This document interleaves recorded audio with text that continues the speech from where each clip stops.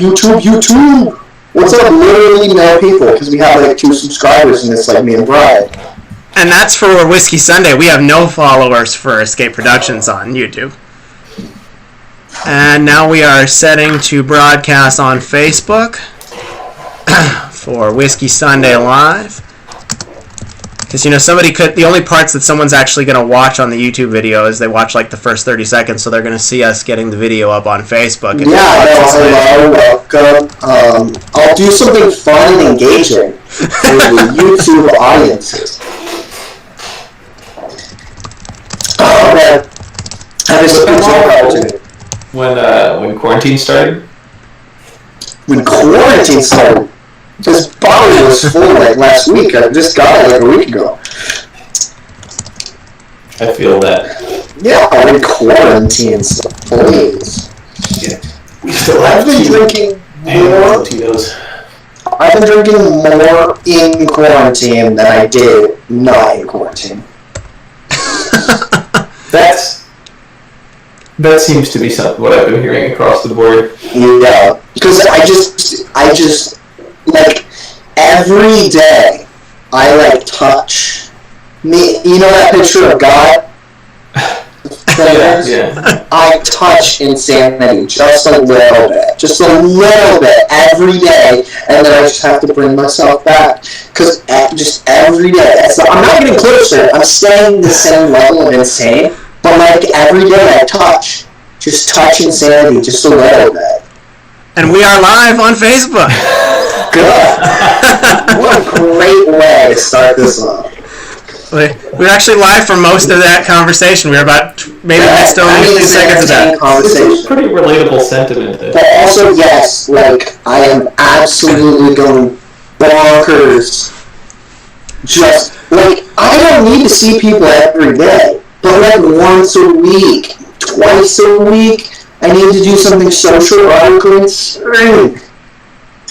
So remember how I said I'd bring up if the CPU ever hit 98 to 100% or so while we're doing that? That's true, we weren't streaming it though. Now we are streaming and we're running about 90 to 95% CPU usage, but we're still good, we're live. We're live. So we are live streaming now on Facebook and YouTube as promised, and this is the first let me get the stream. Live stream of Whiskey Sunday. Yes, on Sunday. So you get to see all of us at once in our homes because we are following recommendations and staying in our own houses. True. And today we will be drinking Monkey 47 Gin. Gentlemen, start your bottles. Start your bottles. Just chugging it. You're like, it's a $75 bottle of gin. Oh, it smells so good. Oh. So, we are streaming from the Escape Productions Facebook page, and we are not streaming from Whiskey Sunday's YouTube, so we're Facebook Live on Escape Productions, and we are YouTube on Escape Productions, because YouTube apparently has a delay in how long they take to approve things, so we are streaming from Escape Productions. Cheers. And of course, cheers. For those of you who haven't seen us, we'll all introduce ourselves. I'm Brian. Yeah. I'm right on my screen. Discrepancies. Yeah. Hi, Ethan. Hello. So, normally, you don't get to see Ethan. He's behind the camera, helping with filming and production, although we do have our next Whiskey Sunday recording that was recorded back in January while we could all actually be together in person. Will be released here in a week or two, and you'll actually get to see Ethan on that broadcast as well. Oh. And I clicked the live broadcast and it was my own voice. So we're going to be watching and seeing if there's any comments on our feed, and we'll be responding to those. Right now it's just Ethan and I watching, I think. Yeah, looks like it. I told James. Sam, you got to start watching too. We got to get those numbers up. Yeah.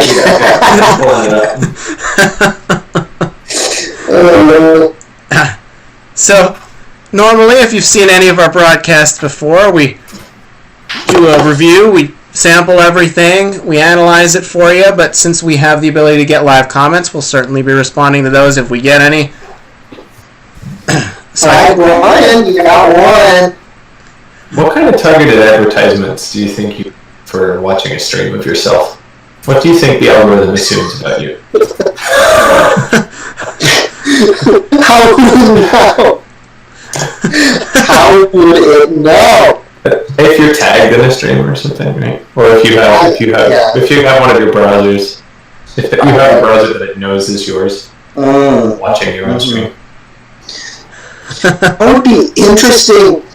Like, what if you made like an alternate account and you use like a separate browser and you just only interacted with yourself, right? What would the targeted ad be like?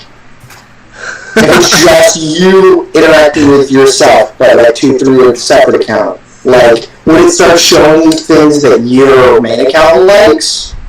Would it just show you like general stuff, like Coca-Cola? I also had a moment of my brain just being scrambled because I heard both audio stream. Yeah.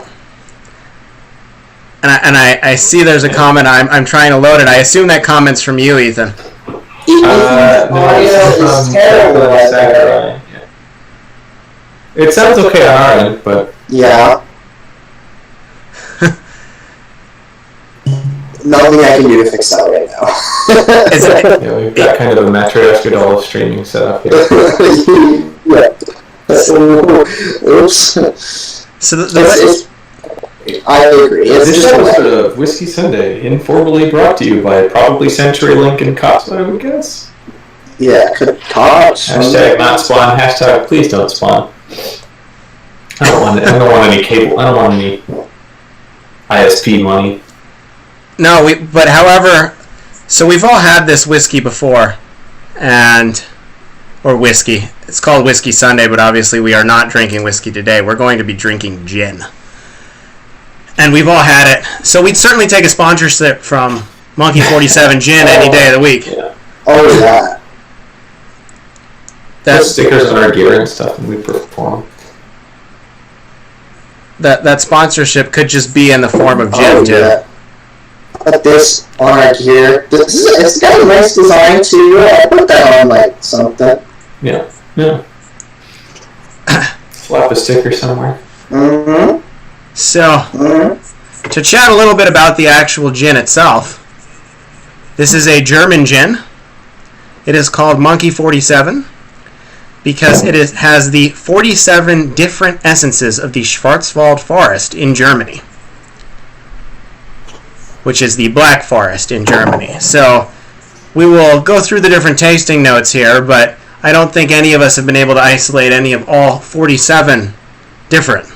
That would be quite the feat. That would be insane. Well, I think if you could do that, do you think you'd be subject to government testing? I just feel like that's like beyond super taster level at that point. Yeah. Like, is there even like an animal that could do that? Like, is it even like? You're right. We need to genetically uplift animals so we can find out. Or humans? So just CRISPR humans, so they have really good time. So they're all super tasters. Yeah. How is Ethan's audio still bad? Can we get some feedback on that? Not that we can really do anything about it. Yeah, I was gonna say there's no point. As someone intelligent, there's not something that could hook up to change it. Like in a moment, no. So like we just gotta roll with it. Yeah. And obviously, because we are broadcasting with each of us in our own homes, we're effectively taking a video call between the three of us and then live streaming it. So we're not in a situation where we're all in one place, obviously. A little different. Hey, there's 2 comments now. My iPad's being a real asshole about letting me look at them. Yeah, one is high Brian, the other one's about my audio. Oh, okay. Fair enough. Nice swap. We do appreciate the feedback, by the way. It's just we can't. No, yeah, we could. But yes, hello. I'm not Brian, but hello. So we just need somebody else to comment. At one point, it was up to 6 watchers. We've dropped back down to 3, so apparently... We're back up to 4, though. This is getting exciting. Maybe if we can get up to 10, I'd actually be really excited to have 10 people watching this broadcast. Because it's going between 3 and 4, I'm assuming the person who's going in and out is you, Brian, since you said your iPad is like... Be an asshole? Yeah, because it's really consistent. But let's talk about this jam. Alright, well, and it seems good since we're up to 5 watchers now. Monkey 47 Jim. Shall we start with the smell, boys? Now, again, we've all had this. We all love it. I'm going straight out of the bottle. It was the easiest to make sure that everybody had some of, as opposed to getting some of the Scotch, bourbons, and other whiskeys over to everyone. What's on the nose, gentlemen? What do we got? Ethan, why don't you kick us off? Okay, hold on. It's not cocaine, it's gin. Was that loud? I'm sorry. I think I clipped a little bit. I'm so sorry. No, but it's not even... No. I mean, juniper is the obvious, right? Oh, I'm about to do it on stream. Okay.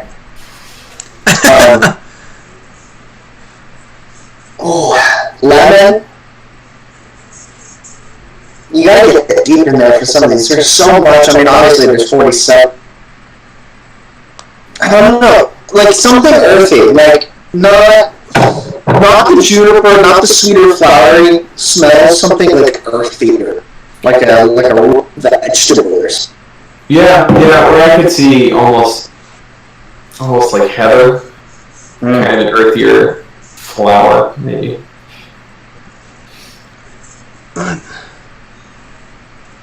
Wow. Yeah, I can tell my nose is still a little congested. That's the other reason why we have to broadcast in separate places. Sam's still a little recovering. Yeah, he might have to. So can't rest in that one. So, the juniper is definitely. Yeah, you get that first. As far as smells go, this is a very sweet smelling gin. I've always described it as being as both smelling and tasting in the way you would expect really expensive perfume to taste. If you expected it to taste good, right? It's just got this wonderful herbal complexity to it, and largely very floral. Although, yeah, you do get notes of lemon, which I actually haven't caught before, so kudos to you for shouting that out. Lemon is... I always describe it as kind of a lingonberry, like... So lemon is what I pick up lemon second, and so what I just kind of noticed as I'm smelling it now is a hint of spice, and the way I would describe it is kind of the way a watermelon radish tastes. It has that little bit of spice, but it's also kind of sweet too. Yeah. Sort of lighter. It's not like really like punch you in the face spice. It's just kind of like a milder spice that kind of sits. Just a little bit like sage now. Kind of a sage flavor. Yeah, I could see that. I can't. I mean, when you're trying to isolate and come up with 47 different essences, because that is what's there. I don't know that any one human being, as Ethan already said, would actually come up with 47 different, especially just off the nose, because we haven't done any tasting it yet, although in fairness, I was drinking it for a half hour before we went live. You were already drinking this? Yes, I was drinking this. I didn't want to... Research, getting reacquainted. Yes. Getting his notes ready. So you know what's sad, Ethan, is... So, for everyone, I brought that bottle to Ethan, and we observed the 6-foot rule. We did it like a drug deal. I brought a brown grocery bag to him, set it on the ground, stepped away. A weapons deal. Yeah, it was like a little weapons deal. He like put it on the ground, and then like I came and picked it up. You know what I'm saying? Had to make sure it was good. You know, it was right. Yeah, yeah. That everything was appropriate. But I haven't had any of this gin this year because I got this new bottle over the holidays. So this was a full bottle until today, and that was. Did you buy that, or was it a present? That was a present. That's a good present. What a present! That's a great present. We highly endorse this gin, by the way. You got a gin lover in the family, or friend, or lover? Even people who don't like gin, I think this makes a case for. But just it's so. It stands in kind of its own category, right? It's like other gins. I mean, this tastes like gin, but if you want to have something that really showcases just how complex gin can get, this is the one to do that. Because I think in general people are used to things that are dominated by the juniper note, particularly kind of more entry level gins. Aren't super subtle. They'll sometimes have this kind of artificial citrus flavor to them that can really be off-putting. But this thing is I would say on par with a lot of whiskeys. Yeah, and complexity. Yeah, absolutely. So this is not a mixing gin. This is absolutely way too good to be mixed with anything else. And as Sam has taken you could the make first... one hell of a martini with it if you had the right vermouth. Woo! I would never do that, though. No vermouth is worthy of its flavors. That's fighting an adequate pairing would be hard. But Jackie's requested that I drop alcohol off for her too. I don't know if that's what we were advertising. Is that I start delivering booze to people. I'd take that side hustle if I didn't. Yeah, that's what I'm saying. You hand deliver small portions of expensive liquor. How's that for a good business idea? Instead of this Grubhub and other crap, we do Booze Hub. But instead we do like your Highland Park fire, and then fucking charge them like $150 for the whole fucking thing. The Highland Park Fire is a $400 bottle to begin with, so it'd have to be a lot more than that. A discount on that. Yeah. 200, 300. You know what I'm saying? Not for the whole bottle. Okay. One drink. Do like This is only like a couple ounces. That's what I'm saying. You're not delivering them the bottle. You're delivering them one glass. I wonder how much like an Uber for bartenders at your parties. I don't think most people probably want to pay to have a bartender. This is our idea. I mean, we have this live that we've come up with this idea. So if anyone tries to steal it, we have actual proof that we came up with it on this Whiskey Sunday. Plus, we have a lawyer, so you know. Exactly. Yeah. Yeah. So, as to the tastes, Sam, you were the first to sip, at least since we started filming. Yeah. What do you got for us, tasting notes? Again, a lot of what I was reporting was based on kind of my intermittent sips. So, in addition to what Ethan was smelling, again, you get a lot of just herbal complexity: lavender, heather, lingonberry. Interestingly enough, this is kind of the first time I've ever noticed some sort of pleasant or astringent flavors. So, like willow bark, or maybe not willow bark specifically, but like tree bark. That kind of bitter, earthy undercurrent there. And to be fair, this bottle, I've had it well over a year now, and I've uncorked it a number of times. So who knows how letting some oxygen in there may have affected the flavor profile over time. Sure. But it is a gin that keeps on giving in terms of new experiences. But orange peel, I was gonna say, which is the first time this is the first time I've ever really gotten much citrus out of this particular gin. Really, that's interesting because I've always had citrus from it. Lemon is one of those things where, and I love the fact that Ethan is drinking out of a $75-$80 bottle of gin straight from the bottle right now. It's so sweet. Just turn it into an instrument. It'll be a Monkey 47 jug band.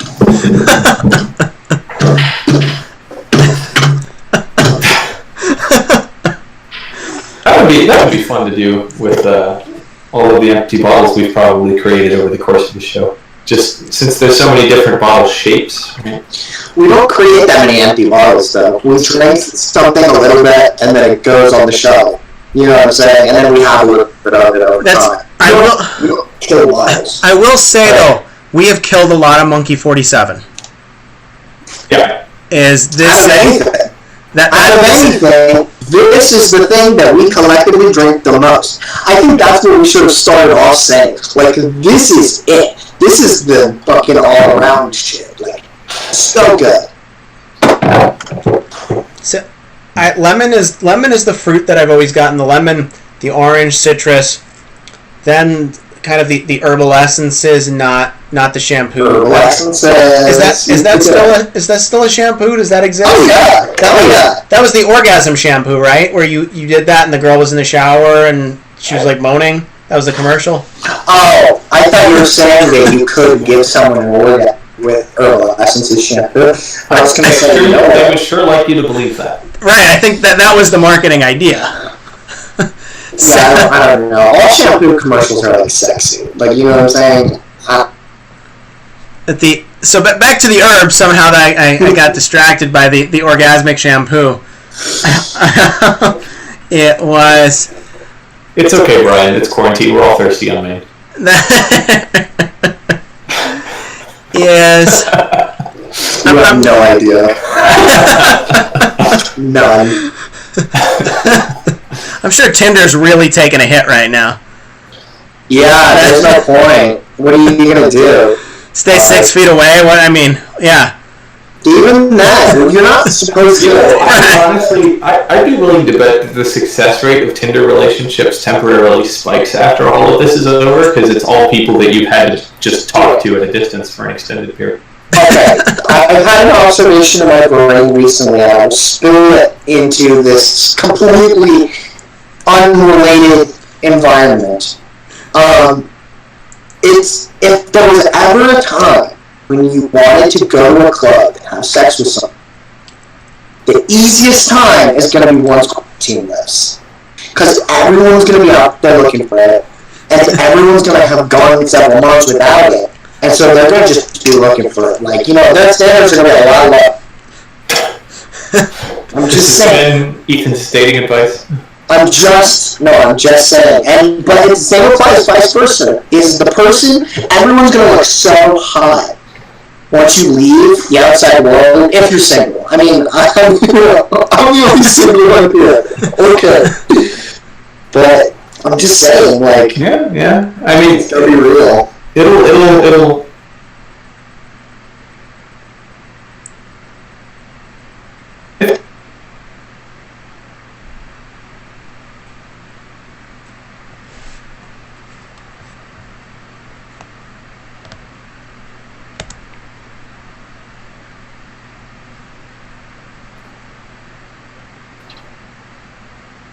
I guess, yeah, realistically, it's not... I mean, did we lose him or did he lose us? Who knows? So, I see the two of you guys. Yeah, I don't see you. Oh, it just died on stream. Well, I can see myself typing on stream now. Yeah. Let me get in chat. Get back into this. There we go. I should be... Getting Brian's screen share as he fixes this is really interesting. Yeah, now that I think about it, I mean, Zoom has a bunch of privacy issues, so we probably shouldn't have done it there, but Discord's been having a bunch of outages and whatnot too, so. There we go. We should all be back on here. Alright. Yeah, my webcam went out. It was the weirdest thing. Oh! So we were still streaming the whole time. Yeah, that was... Yeah, the stream doesn't seem to have been interrupted. There was just... Yep, now I see me coming back on the stream. That was interesting. Yeah. Yeah. And it's funny because we gained a viewer right in the app. So I was like, oh, this is the worst time. So... Worst time. We're good. I'm glad we had this little off-topic conversation because I was trying to think of the specific essence that I got while I was sipping the gin, and it's pine. Yeah. Yeah. Yeah, maybe pine bark. Yes, that's what I'm thinking of, is pine bark. Pine Yeah, bark. because it's not quite the smell. It's a little Yep. bitterer. But yeah, and I do get to stay in the arboreal realm. I do get kind of the ponderosa type vanilla smell on the nose every once in a while. Just a little hint of it. I could see that. Mm. Ethan, what do we got from you for analyzation from the bottle? From the bottle. Okay, I will say. As you're taking a bottle hit. This is a tiny sip. This is really the kind of thing you want to Chug? chug, yeah.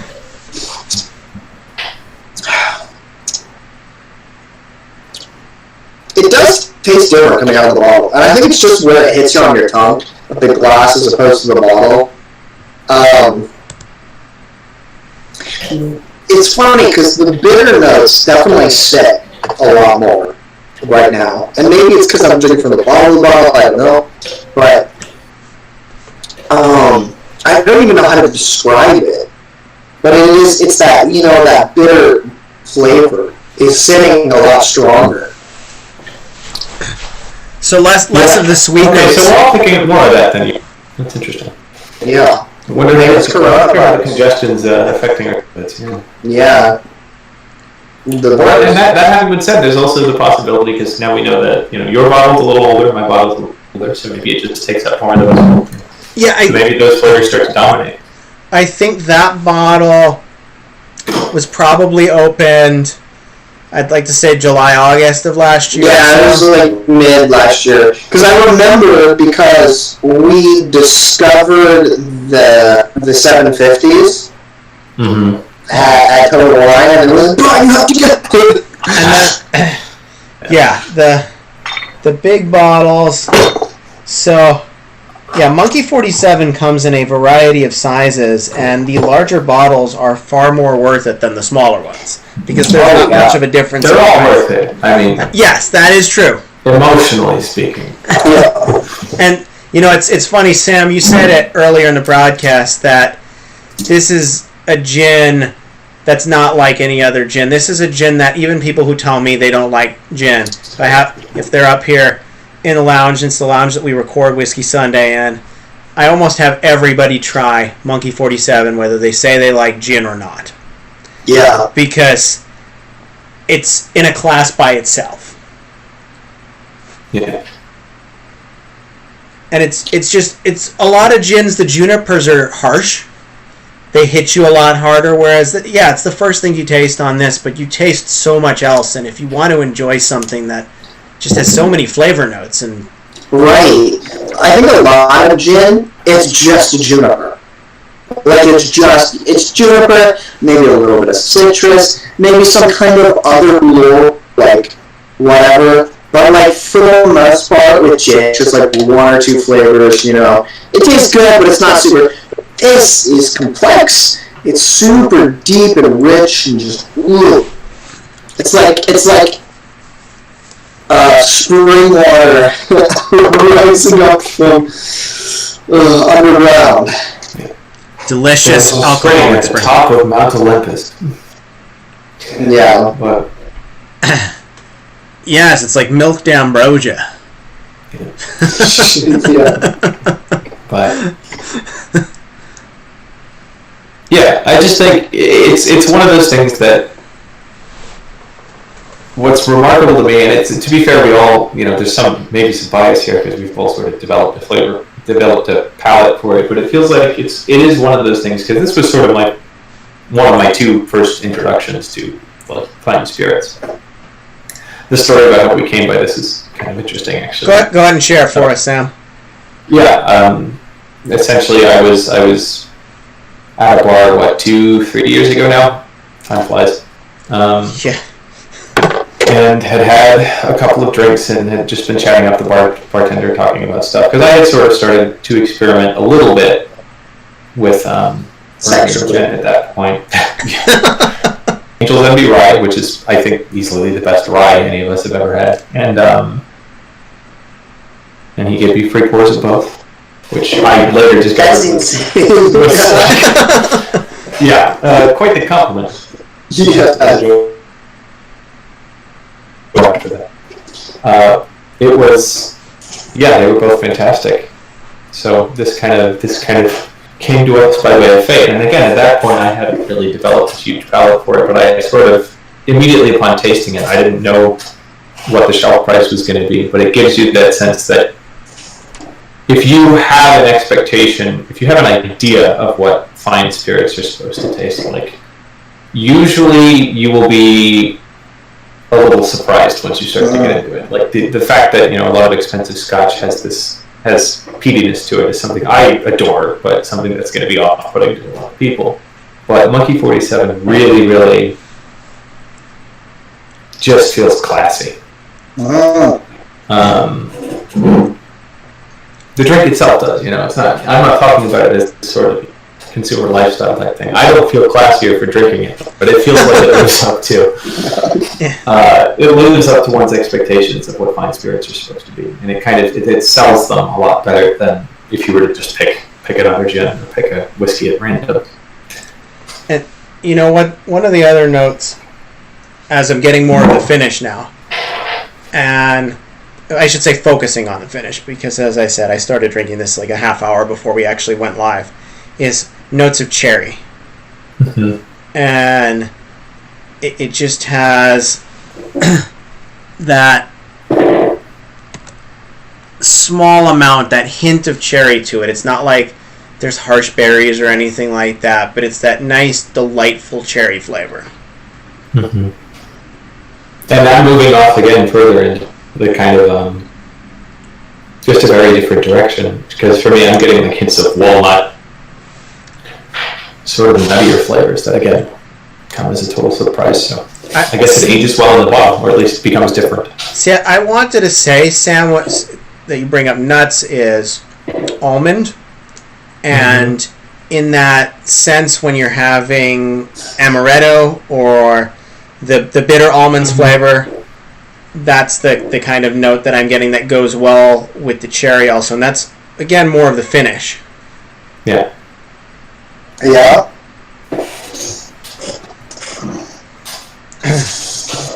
So bottom line, try this gin if you can. Buy it. Pay for it. I mean, when you can go shopping again. Yeah. I mean, you don't want is a That's that. Yes, that is true. Not that we're encouraging you go shopping.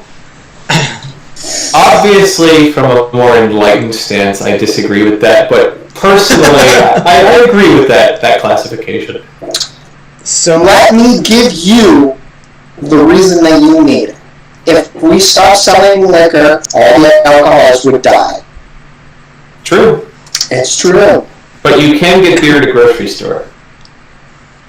Yeah, but that's what I'm saying is if, close Total Wine, all the alcoholics will die.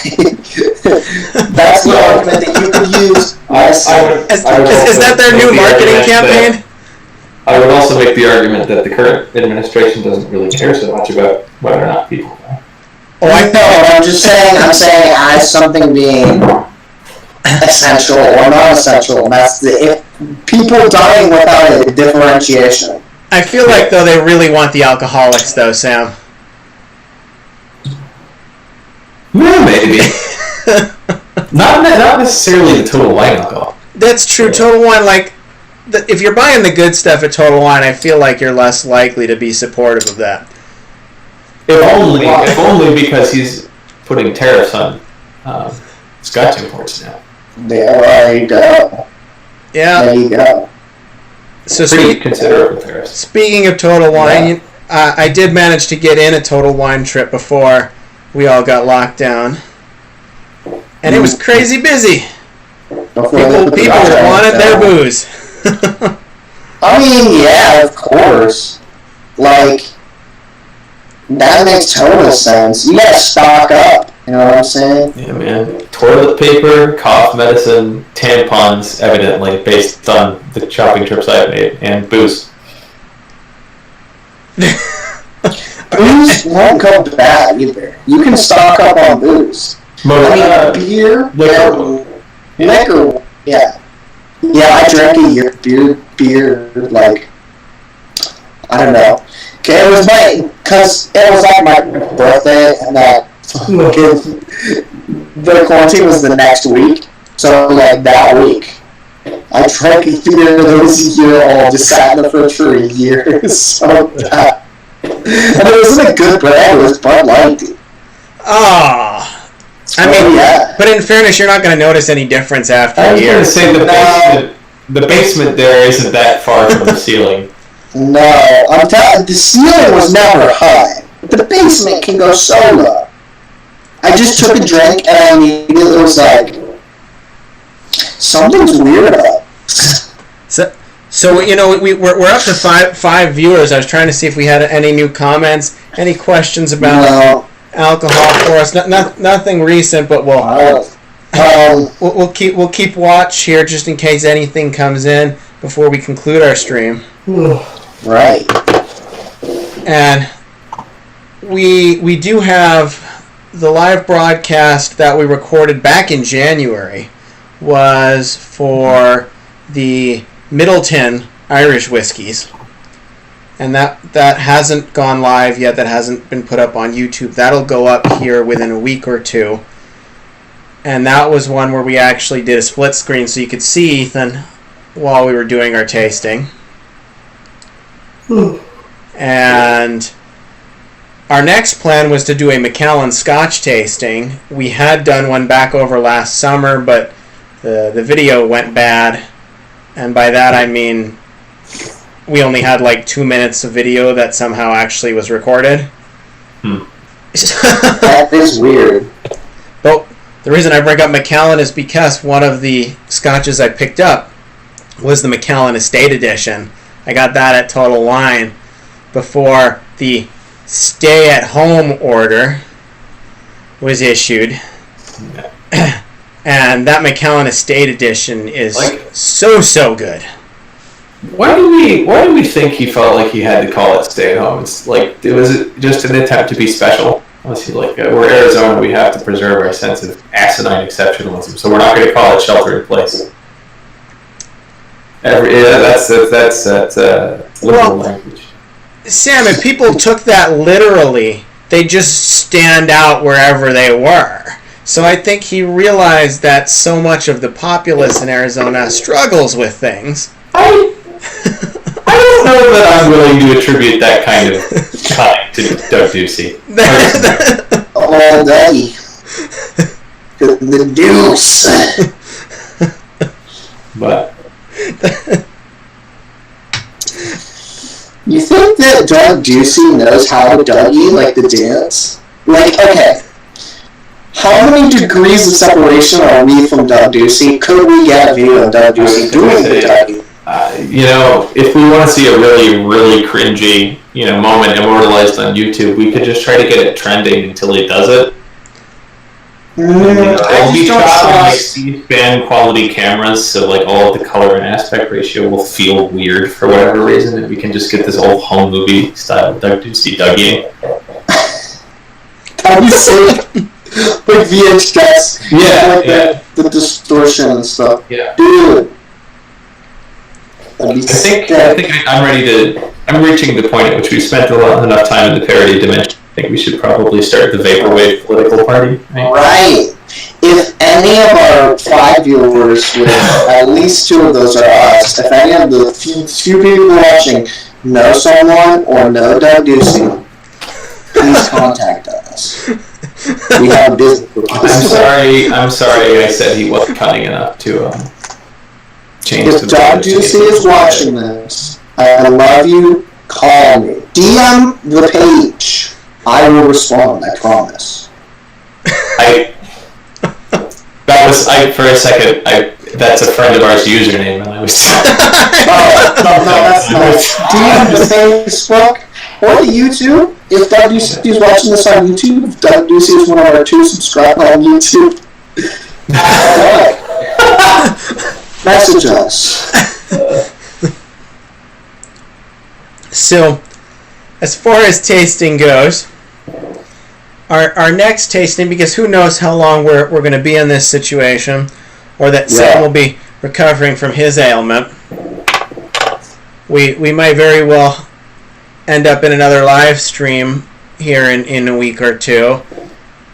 The question is, from those of you who are watching, do we have any requests as to the type of whiskey we should taste? I'd love to do a Scotch or a bourbon. Obviously, the reason why we started with the Monkey 47 for the live stream was because it was the easiest to make sure everybody had it. But we do have a variety of options. Sam mentioned the Angel's Envy. We do already have that broadcast on YouTube, where we did evaluation of the 3 different Angel's Envies, the rye, the cask strength, and the traditional Angel's Envy. Ethan may be taking a picture of the screen right now. It was hard to tell if it was the front camera or the back camera. What was going on? I'm not taking a selfie during this live stream. I'm trying to spread awareness, okay? And what's funny is I'm looking back, and because I'm watching the comments on my iPad, is it's probably about 20 seconds or so behind. Yeah, I mean, you can see it, can't you, on your iPad?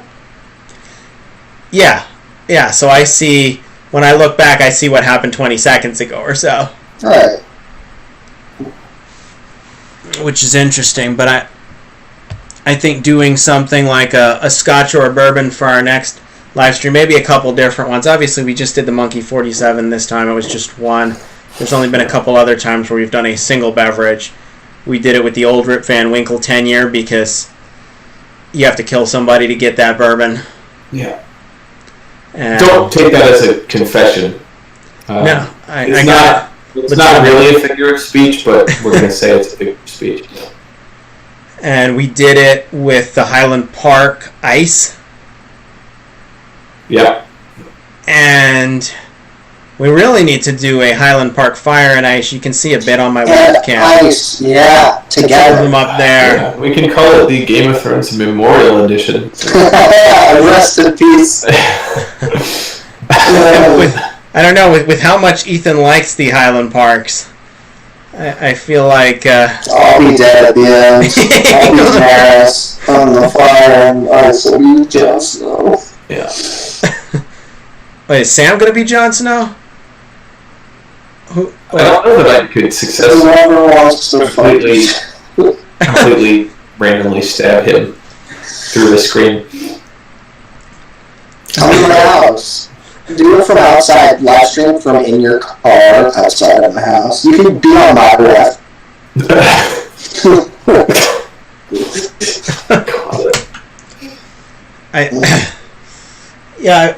Doing a Macallan would be hard as a live stream because I have 5 different Macallans. So it would be hard to get samples of that to everybody. True. But there's definitely a wide selection to pick from, because we have so many different bourbons and whiskeys that we can go over to review and share with you guys. Obviously, on a live stream, we spend a bit more time than we would ordinarily, but we're going to put podcasts up here shortly. Those should be up within the next week or two. We have 3 podcasts ready to go, and probably another 3 or 4 of different tastings that I just have to go through and get ready to be released. We spend a lot more time going off topic on the podcasts. But it's a podcast. Podcasts supposed to be like 2 hours long. I mean, come on. Right, I was going to say you got to listen to something when you're in your car, but you're not supposed to be driving around right now, so... I mean, you can drive around. You can just drive around. Yes. You're not letting go places. Just, like, you can drive. To the dulcet tones of our voice. Towns? Wow. My brain is shut. How much monkey have you had, Sam? Probably not even a shot. That's disappointing. I'm about to pour glass 3. Yeah, I am just... Drink the whole bottle. I don't know what I'm going to do. Then I'd be in the hospital. I got to stretch it out. I mean, you can get it. Yeah, but not safely.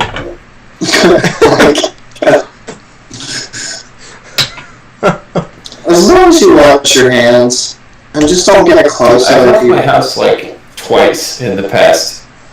You've washed your hands twice in the past month. Left, Ethan. Oh my god! I was like, Yeah, I'm actually trying to start brewing beer, so I'm just allowing a bacterial culture to form on my hands in an attempt to. ew. I'd say you could call that Corona beer, but somebody's already got that. I've left my house at least twice this week. Only one time was for the grocery store. I like to go for walks. Because how else am I going to go out? Okay, if we count like getting the mail and Is getting the mail like going to the mailbox and coming back now? Is it like 10 feet or are you like going around the neighborhood? Like, do you have to go to the mailbox somewhere else? Or is it in front of your house? we have to walk about I don't know, like 30 yards. So, but before we wrap up our live stream, Sam, you're a fan of the gin martini. I am, yes. How does this? I would argue that vodka martinis are an abomination. Let's talk about that for a second because I agree with you. I just, to me, the flavor of vodka, the smell of vodka, and again, anyone watching, although we've kind of spiked, we've gone up and down between 5 and 6. We're at 3 right now. We don't have any lives on YouTube, but that's not surprising. Yeah. I realize that my software actually tells me constantly back and forth how many live viewers we have at any given time on each platform we're streaming from. That vodka just smells like isopropyl rubbing alcohol. And I have There's some no... vodka that doesn't. I have It just no... smells like nothing. It just doesn't smell like anything. Yeah, I would say, like, I'm gonna be.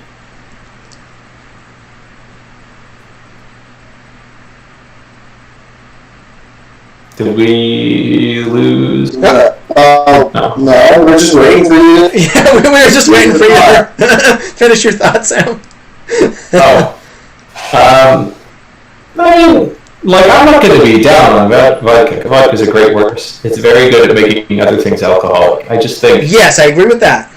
like, and martini has kind of been adopted in the common lexicon to mean, like, Anything in a martini glass? yeah, anything in a martini glass and anything with, like, yeah, so you get, espresso teenies, apple teenies, stuff like that. And I won't call those abominations. You're allowed to like them. But I will say that if you're having a traditional martini, which is, your spirit and vermouth, why would you use vodka? Because Use scotch and vermouth. A scotch teeny? Scotch. that sounds like a waste of both of those things. Yeah, it does. I don't know if anyone's watching right now, but I want to share my brilliant cocktail that I created all by myself. Yeah, the birthday cocktail. It's like a dirty martini. No. Oh, no, okay. That was just alcoholic Kool-Aid. That doesn't make it genius. This, however. A dirty martini, but instead of using olive, you use hot water.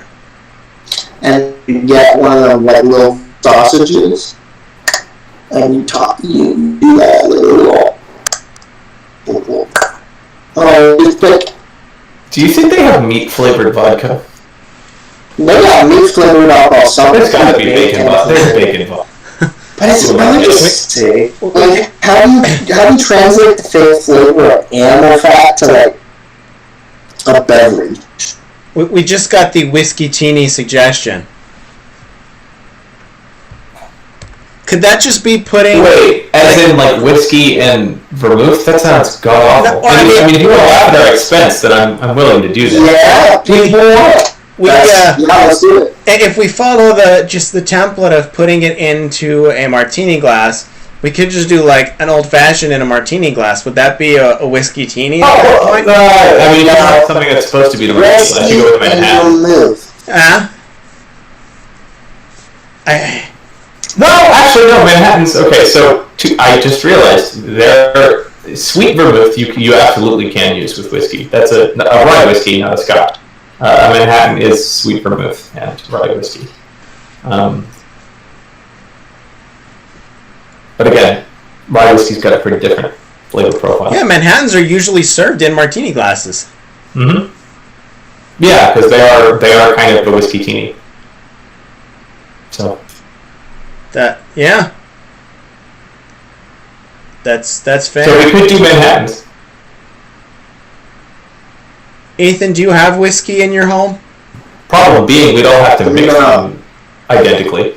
Or vermouth. I can show you that. Alright, we're going to get the cheapest possible rye whiskey and the cheapest possible sweet vermouth.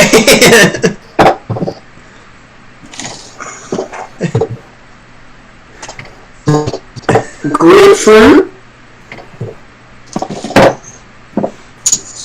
Love this. What is that? Was that an orange or was that a peach? What flavored liqueur is that? Better. It's a mix of lots of different. Oh, triple sec. Oh no, it's sangria. Okay. Oh, it's sangria. It's good. And then, not to be outdone, even though I've had this since Comic-Con, so what? Cheer. Some sake. Has that bottle of sake been open yet? Yeah.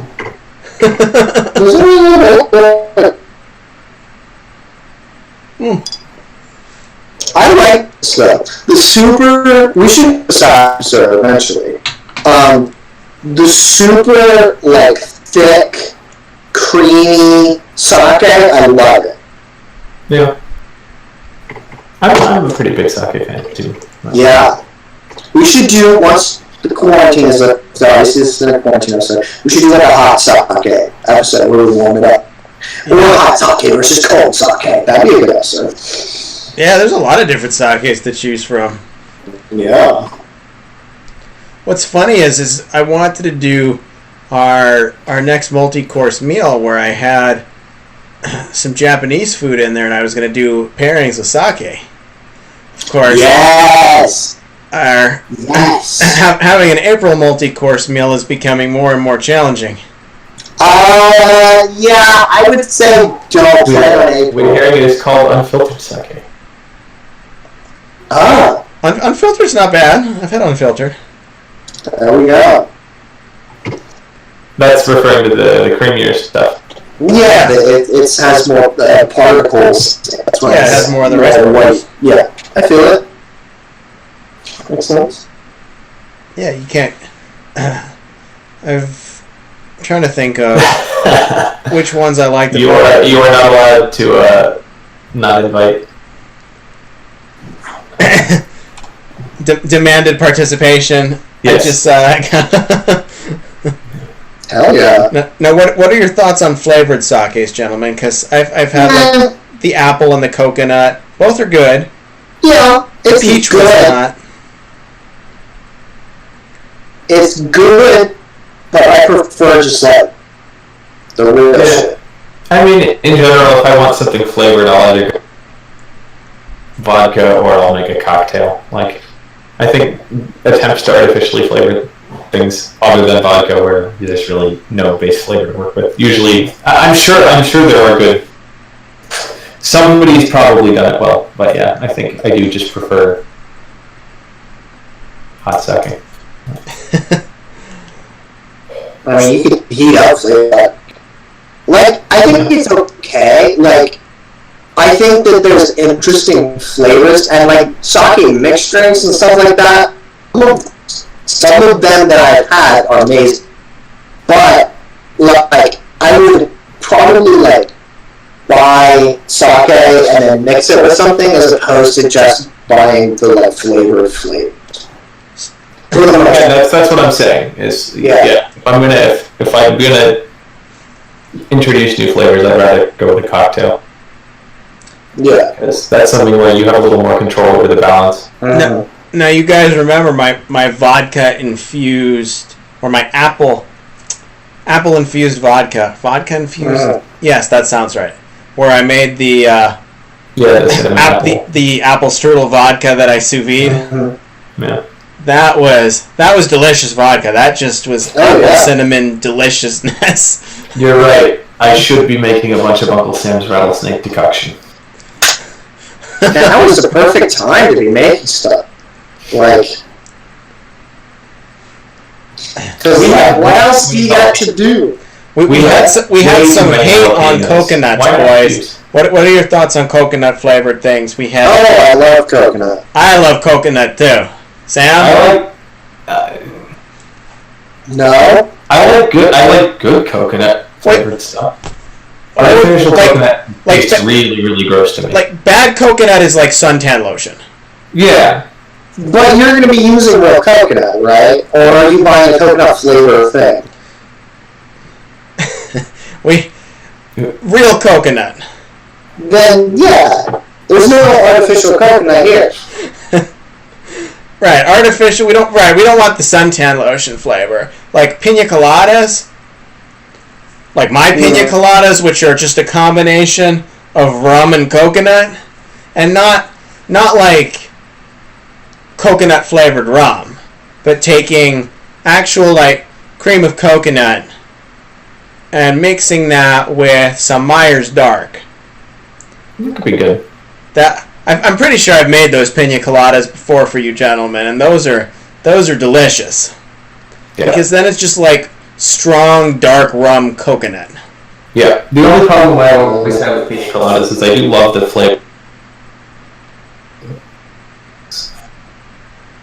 Causes some problems, but I'm beginning to realize that we should totally show where we try to make like Bertie Bott's heavy flavored cocktails. So it's like we're gonna intentionally make a suntan lotion cocktail. That would be sick. That would be actually. That's a great idea. That's a fantastic idea.